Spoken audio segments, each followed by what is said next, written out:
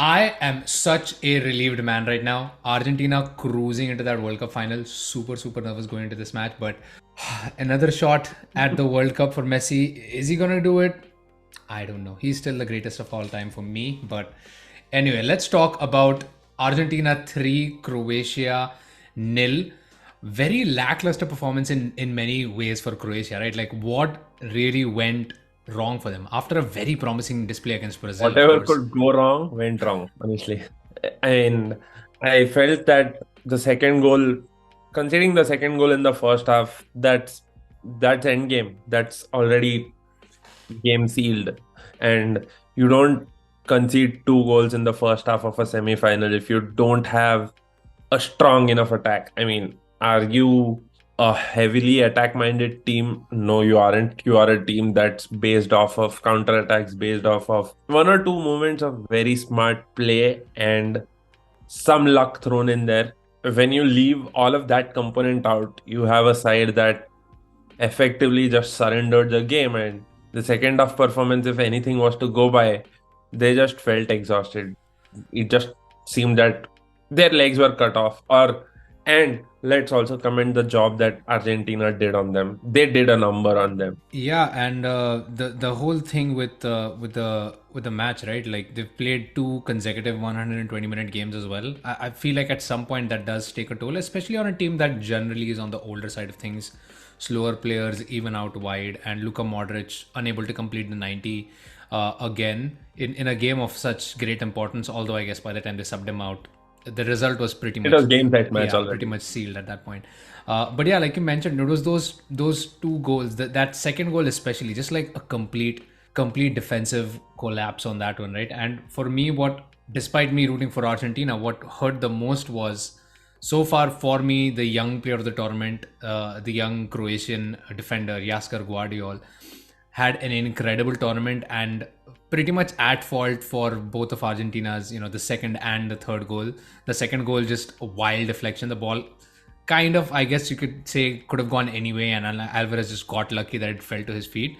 And the third goal, I don't know whether he outpaced, outmatched, outmuscled to an extent as well by a 35-year-old Lionel Messi.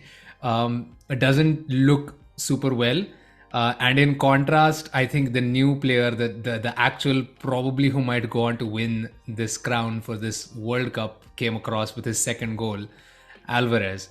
Julian Alvarez, 4 goals in the World Cup right now. I mean, I think he's not even joined. I think he's like second. I think everybody else is at 3. And then, of course, Messi and Mbappe are up there at 5. Wow. I mean, what a revelation after Lautaro Martinez just didn't work out for them. I think it's the Pep effect being seen all around. Like you have to credit Pep too for his development. Alvarez has been good for the minutes he's played with City, and you've seen those sparks of brilliance, and now it's come to life for a team that is looking at different types of attackers, not just a pure number 9 after having Leo Messi play as your number 10. You want someone supplementing Messi and not just being dependent on Messi to do everything. So works out works out for Argentina. Great confidence heading into the finals. They must be pumped by their display against Croatia, but whoever is going to come into the finals, I don't know whether it's going to be Morocco, I don't know whether it's going to be France. It is going to be a tough game. I expect it to be a tough game, beat either side. Argentina have one extra day to prepare. They're probably going to be watching the entire game together and breaking down all the tactics. It's going to be a fun watch. It's going to be a fun game tomorrow too. Yeah, Morocco, France, I will not call this one either. It seems pretty straightforward on paper, but you can never tell right now with this World Cup the way it's going. I mean, I thought Croatia Argentina was going to be a lot closer than it ended up being. But yeah, the one last thing I wanted to comment on was probably Argentina's most important contributor to this World Cup. Not Messi, not Alvarez, it's their manager, Scaloni, man. Lionel Scaloni. His work, I feel, has gone kind of underrated because they haven't really talked a whole lot. Everybody says like the best manager of this World Cup going into it were people like Hansi Flick and Luis Enrique, who are now out of the game.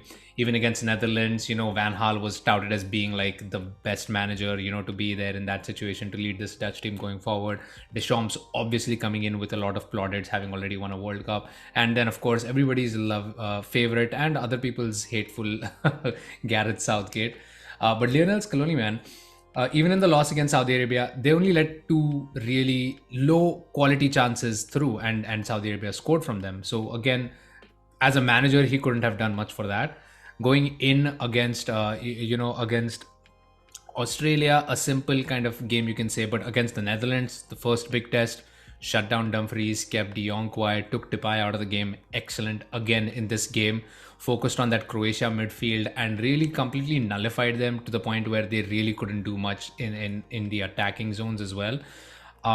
He is a force to be reckoned with, and if Argentina do manage to lift that World Cup, it will be to a large extent down to how well he has managed this group of players. And not to say they don't have quality players, but this Argentina squad in and of itself is not necessarily it's easily not the best World Cup squad. It's probably maybe just ekes into like the top 5 squads of this tournament, and he's managed to take them all the way to the finals. So he deserves like a huge, I think huge he's round going of to get applause. a bigger job irrespective of the result afterwards. I don't think a manager who's shown so much promise should be leading the national team right now. And ultimately, if he does go on to win it, then certainly he has to look for a new challenge because you've lifted the World Cup. Yeah. What do you want? Like, you'd really want a bigger challenge, and clubs will be all over him. I can see that happening. Yeah. Any thoughts for who might go for Lionel Scaloni? Please put them down in the comments below. And who do you think has been Argentina's most important player this tournament? Has it been Messi? Has it been Alvarez? Has it been, for me, even the likes of someone like Romero, right? Hate him at Spurs, but has been an absolute force in that defense. Apart from that first disastrous return to football against Saudi Arabia. But yeah, let us know what you think. Let us know what you guys thought about this fixture today and who Argentina are going to face in the finals. And as always, please like, share, and subscribe. We will see you guys next time.